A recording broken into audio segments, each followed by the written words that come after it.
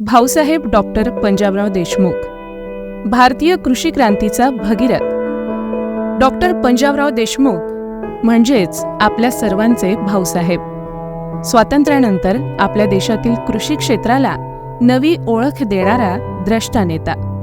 आज आपल्या देशाच्या कृषी क्षेत्रातील भरारीचा भक्कम पाया भाऊसाहेबांच्या कृषी धोरण आणि विचारांमुळे घातला गेला आहे. भाऊसाहेबांचा जन्म 27 डिसेंबर 1898 रोजी अमरावती जिल्ह्यातील पापळ या गावी झाला. बालपणापासूनच पंजाबरावांना शेतीविषयी विशेष प्रेम होतं.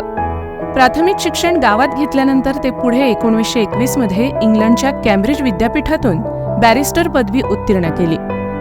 त्यांनी ऑक्सफर्ड विद्यापीठातून PhD प्राप्त केली आणि origin and development of religion in Vedic literature हा ग्रंथ लिहिला. शेती आणि मातीशी असलेले घट्ट नाते आणि क्षेत्राचा भाऊसाहेबांना सूक्ष्म अभ्यास होता. हीच गोष्ट लक्षात घेत देशाचे पहिले पंतप्रधान पंडित जवाहरलाल नेहरू यांनी स्वतंत्र भारताचे पहिले कृषी मंत्री म्हणून डॉक्टर पंजाबराव देशमुख यांची निवड केली आणि भाऊसाहेबांनी देशात कृषी क्रांती आणली.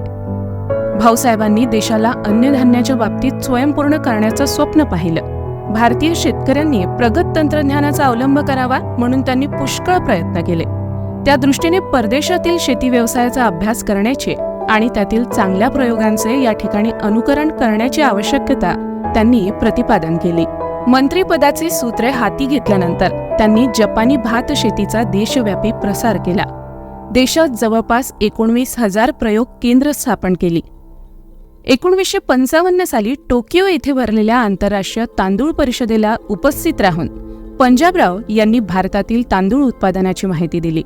1956 साली पंजाबरावांच्या अध्यक्षतेखाली भारतात आंतरराष्ट्रीय अन्न व कृषी संघटनेचे अधिवेशन पार पडले. शेतकऱ्यांच्या सामाजिक, आर्थिक आणि सांस्कृतिक समस्येचे अध्ययन करणे, आधुनिक पद्धतीने शेती आणि प्रयोगाची माहिती देणे, आंतरराष्ट्रीय कृषी धोरण आखणे, कृषी प्रदर्शने, संमेलने आयोजित करणे, देश परदेशातील शेतकऱ्यांच्या भेटी घेणे या उद्देशाने 1955 मध्ये नॉर्वेला भेट दिली. 1952 ते 1962 पर्यंत ते केंद्रीय कृषी मंत्री आणि 1 वर्ष सहकार मंत्री होते. या काळात त्यांनी अनेक समित्या स्थापन केल्या. त्यांनी यातून कापूस बाजार या शेतीतील महत्त्वाच्या क्षेत्रात आमूलाग्र सुधारणा घडवून आणल्यात. मागास जमातीसाठी अखिल भारतीय मागास जाती संघ, कृषी उत्पादकांच्या आंतरराष्ट्रीय संघटनांचा संघ इत्यादी संघटना त्यांनी यशस्वीपणे मोठ्या केल्यात.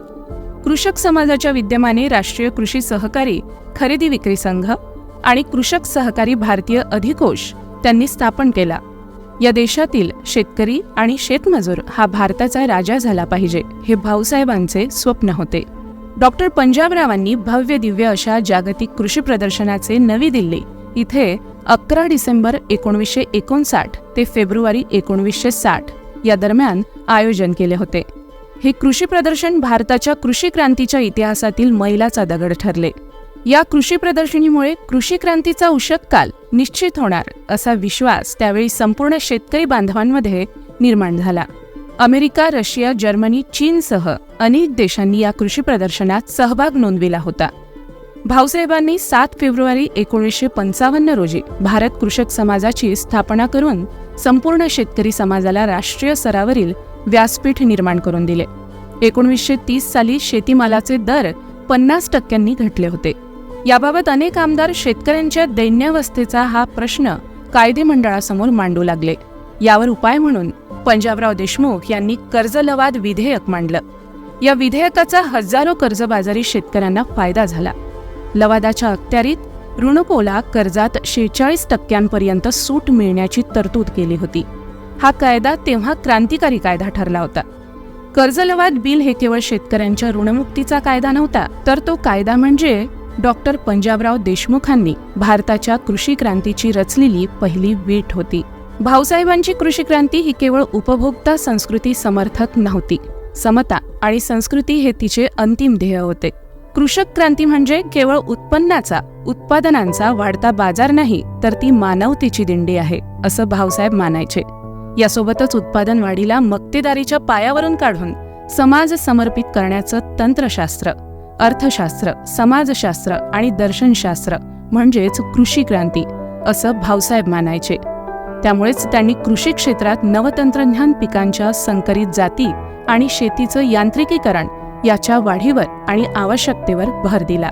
आजही कृषी क्षेत्रातील समस्यांची उत्तरे डॉक्टर पंजाबराव देशमुख यांच्या चिरतरुण विचारांमध्ये दडलेलं आहे.